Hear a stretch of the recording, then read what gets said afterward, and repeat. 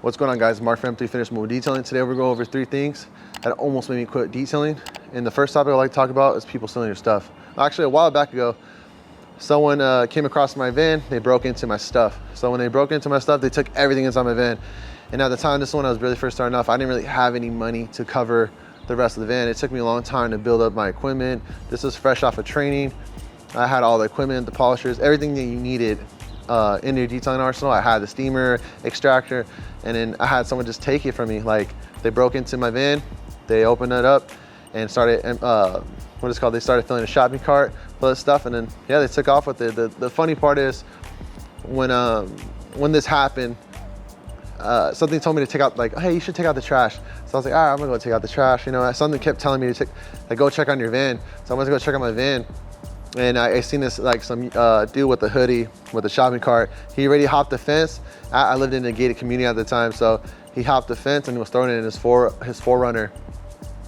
And I was like, man, so I tried to catch up to him and stuff, but at the end of the day, like, by the time the gate opened, I couldn't catch up to him. So that's one thing that I face when struggling with detailing, man. Like, when people take your stuff and you have to start all the way from the bottom again, then it is hard. But this is why I wanted to share it, just because you're going to face these trials and tribulations when you're detailing, either when it goes for bad customers, from things like that happening to some people stealing your stuff, from your car breaking down. I went through it all, so I just wanted to share that with you guys. Another side story too, when I first started detailing, I was doing this like high-end client back then, and he had like a Ferrari, Dodge Viper ACR, etc. He's really big on Instagram.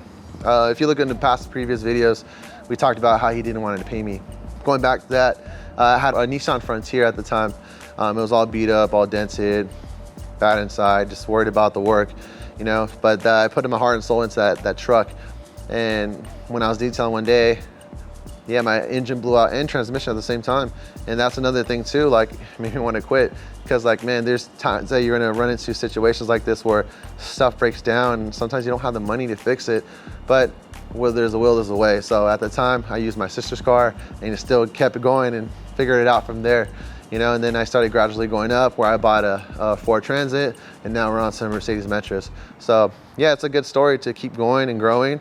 And the second thing I like to talk about is just bad customers. So not every customer is for you. So for me, you know, I worry about customer service, trying to get the best that I can with the quality and the service. A couple of days ago, there was a client. He hit me up. I did 11 cars already, and he was like, hey bro, can you fit me in? It's an emergency, I want to get my car detailed, blah, blah, blah. Okay, cool. He's like, I'll even give you 100, not knowing our service costs like 85 starting. No, that's starting price. So we're like, okay, cool. Like, I'll show up, you know, we'll get it done. So I was like, just send me an address. He's like, cool. So I showed up early, was sitting in the car, and then out there, I was like, oh, when it hit 6 o'clock, I'll knock on his door. So I went to go knock on his door, and no one answered, but people were looking through the blinds, and I was like, all right. So then I texted him, no answer. Called him, he finally answers, like, oh bro, like, I'll be there right now, like, give me 5 minutes. I was like, all right bro, I've been waiting for more like 10 minutes at the time. I was like, all right bro, like, you know, I'll wait and we'll see what goes. But if you can't make it in a 10-minute span, I have to go because it's 6 o'clock already. It's already, the sun's going down. I'm not gonna have enough time to do your car. So I waited another, 15 minutes outside, and 20 minutes passed. So I was like, you know what, I'm just gonna go, bro. So I just end up going home. You know, and at the time, it was already, I left at like 6:30, and actually 6:40, I think. And so I went home, started making dinner with my wife, chilling and stuff. I get a text from him saying, hey bro, actually, yeah, I get a text from him at like 8:30, and he said, hey bro, please come now. And at the time, I was like, bro, like, it's already late, there's no sun. I'm already eating dinner with my family, and I actually did him a solid we closed at 5, and this guy wanted me to come at 8:30. You know, I already broke my back for him, and he didn't show up. So it's like, you don't want to deal with those kind of customers, people that don't respect your time or your business. You know, just because they think like they'll give you $100, you'll just be like, oh, okay, sure, do whatever you want. But at the same time, you're running a business. You got to have respect for yourself, and then also you got to set boundaries for yourself as well. If you let clients walk all over you, you're going to get walked all over. So it's good to set these boundaries for people. And like I said, man, not every customer is for you. Like, there is people that are really picky. There are really people that just are budget friendly. So you just got to find out what demographic you want to go with. So for me, like, when you deal with bad customers, it can be a toll on you mentally, physically, You know, like for instance, if you're worried about people giving you bad reviews, you're worried about people, you know, like slandering you, just in case, like, you know, you give them the work, but if you don't give them free stuff, sometimes they get a little irritated. Like going back to, I think I told Reyes a while ago, like I had a client that wanted free stuff. I didn't give it to him, so he gave me a bad review. And he wanted a discount and free stuff. I'm like, nah, man. Yeah, you do got to put your foot down and stand up for yourself, because I guess they're going back to people walk all over you. So yeah, that's the thing too. So keep in mind, those are the things that almost made me want to quit. And when you get these bad reviews, man, it does take a mental on you. Like you're just like, man, like what did I do? What can I do better? And you know, you try to like figure it out, because it is your reputation. This is your business. This is how you provide for your family or just your lifestyle. So the third thing I want to talk about is like slowing down. So slowing down, such as the rain, windiness, or anything, or just not a good season for you. You're going to have those trials that, man, sometimes the work's not coming in.